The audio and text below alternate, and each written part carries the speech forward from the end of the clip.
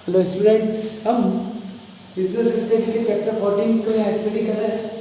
Social responsibility of management corporate. जो company या firm या बिजनेस ऑर्गेनाइजेशंस हैं, उनकी समाज के प्रति क्या उत्तरदायित्वता है, समाज के प्रति उनका क्या रुख होना चाहिए उसके बारे में। क्योंकि बिजनेस जो भी कुछ अर्न करता है, जो भी रिसोर्सेज यूज करता है, वो सोसाइटी के करता है। तो सोसाइटी के प्रति उसकी रेस्पॉन्सिबिलिटी सिर्फ गुड्स प्रोवाइड करना ही नहीं है, उसकी रेस्पॉन्सिबिलिटी है समाज के लाइफ स्टैंडर्ड को इम्प्रूव करना, सोशल वेलफेयर के कार्यक्रम चलाना, अपने प्रॉफिट का कुछ हिस्सा समाज सेवा पर खर्च करना, क्योंकि समाज से ही उसको अर्निंग होती है और समाज के ही रिसोर्सेज को वो यूज करता है। तो उसी को देखते हुए ये जो है मॉडर्न थॉट आया है कि एक कॉर्पोरेट को, एक ऑर्गेनाइजेशन को अपने समाज के प्रति, अपनी सोसाइटी के प्रति अपने जो ड्यूटीज है या रेस्पॉन्सिबिलिटीज है उनका जो है फुलफिल करनी चाहिए, पालन करना चाहिए। तो यहाँ पर लिखा है social responsibility means it refers to such decisions and activities of a business firm which provide for the welfare of the society as a whole along with the earning of profit for the firm। Firm के profit earning के साथ साथ society के लिए welfare के लिए भी काम करना, ये सब चीजें सोशल रेस्पॉन्सिबिलिटी में आती है। जोसेफ मॉन्सन ने इसके 4 लेवल बताए हैं। First level, second level, third level, fourth level. First level mandatory और ऑब्लिगेटरी माना गया है, जो कानून के रूप से आपको करना अनिवार्य है, first level. Second, fulfilment of public demand, public ने आपसे कुछ चाहा है उसको पूरा करना। थर्ड, पब्लिक के बिना मांगे आपको फोरकास्ट करना, उसको देना। और fourth, creation of public demand, और पब्लिक के दिल में, दिमाग में ये उम्मीद जगाना कि फर्म हमारे लिए बेहतरी के लिए कुछ न कुछ बिना कहे करेगी, वो क्रिएशन ऑफ पब्लिक डिमांड। इसी को रॉबर्ट एडरियन ने जो है प्रॉफिट मैनेजमेंट कंपनी का first object, second trusteeship management, क्योंकि सोसाइटी के रिसोर्सेज आप यूज कर रहे हैं तो ट्रस्टीशिप की भावना के साथ उनका मिस यूज ना करें, ऑप्टिमम यूटिलाइजेशन करें, वो जो है इन्होंने बताया। और तीसरा, improving living standard of society, जो कि मैनेजमेंट क्या करेगा, सोसाइटी के लिविंग स्टैंडर्ड को इम्प्रूव करने का प्रयास करेगा। तो इसी को मॉडर्न थॉट्स या मॉडर्न जो बात कही 3 लेवल बताए गए। First level, middle level, high level. First level में मैंडेटरी, ऑब्लिगेटरी जो है आपका करना ही करना, कानून के द्वारा जो तय किया गया है लॉ के द्वारा, उसको फॉलो करना।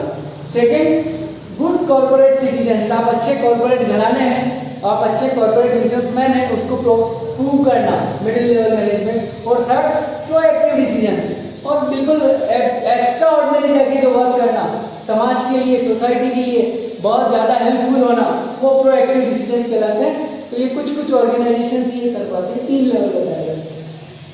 इंपॉर्टेंस, काइंड्स और स्कोप ऑफ सोशल रेस्पॉन्सिबिलिटी हमने पढ़ा।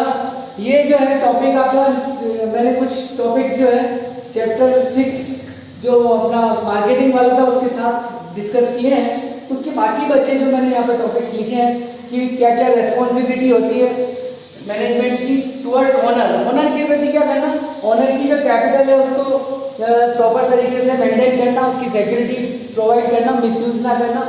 और use of capital for objective of company, company के जो उद्देश्य है उसी के लिए उस कैपिटल को यूज करना। गिव डिजायर्ड इंफॉर्मेशन, सभी में काम में आता है कि जो इंफॉर्मेशन मांगी जाती है उनको प्रोवाइड कराना, देना। वेल रिटर्न ऑन इन्वेस्टमेंट, जो इन्वेस्टमेंट किया है ओनर ने उसको सही रिटर्न, उस पर रेट ऑफ रिटर्न देना।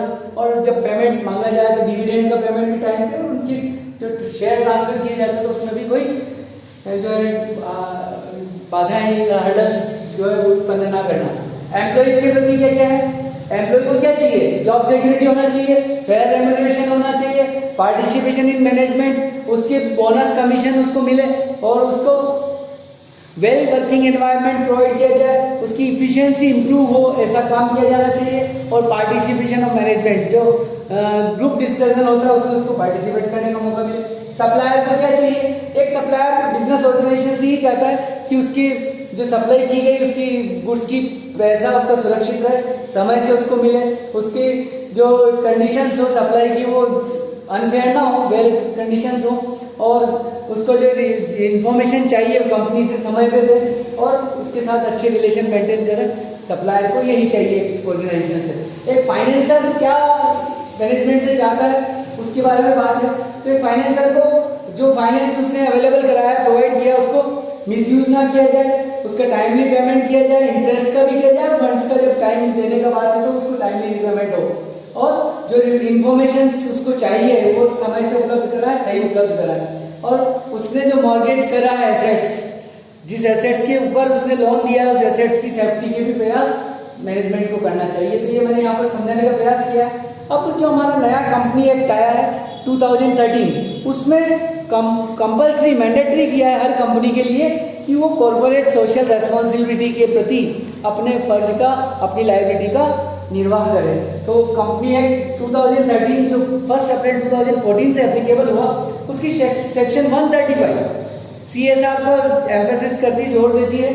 उसने ये बताया कि जिस कंपनी की नेटवर्थ 500 करोड़ है, जिसका नेट टर्नओवर 1000 करोड़ है और जिसकी नेट प्रॉफिट 5 करोड़ से ऊपर है, इन तीनों में से जो भी है, ऐसी कंपनी, हर कंपनी को अपने प्रॉफिट का 2% CSR पर खर्च करना जरूरी है। CSR मतलब लोगों की भलाई के लिए, सोसाइटी के हित के लिए, वेलफेयर के लिए। तो ये 2% का प्रॉफिट उनको खर्च करना होता है। इसके लिए वो 3 मेंबर्स की कमेटी बनाएंगे, जिसमें 2 कंपनी के डायरेक्टर हो सकते हैं और एक डायरेक्टर आउटसाइडर होगा, एक को बाहर का होना जरूरी है। फिर committee will make project, committee की जो सिफारिशें होगी वो प्रोजेक्ट बनाएगी, वो बताएगी कि एक्सपेंसेस कैसे करना है, उसकी सिफारिशों के अनुरूप उस खर्चे को किया जाएगा, वो उसको मेंटेन करेगी, उसको कंट्रोल करेगी, उसका डायरेक्शन देगी, और उसके बाद जो खर्च किया गया उसकी रिपोर्ट प्रिपेयर करेगी, और उस प्रिपेयर की गई रिपोर्ट को अटैच किया जाता है नेक्स्ट ईयर की बैलेंस शीट के साथ कि लास्ट ईयर कंपनी ने अपने CSR फंड का इस तरीके से यूज किया, और ये जो है एरिया में, और ये यहाँ पर ये कहा गया कि जो फंड्स यूज किया जाए वो नॉर्मली लोकल एरिया के लिए ज़्यादा प्रेफर किया जाए, वहाँ पर उसको खर्च किया जाए। तो ये 3 मेंबर्स की कमेटी बनानी होती है, इस तरीके से खर्च करना होता है। तो ये चैप्टर 14 मैंने आपको समझाने का प्रयास किया है। यदि पसंद आया तो लाइक कीजिए, शेयर कीजिए, सब्सक्राइब कीजिए, कमेंट्स कीजिए। Thank you.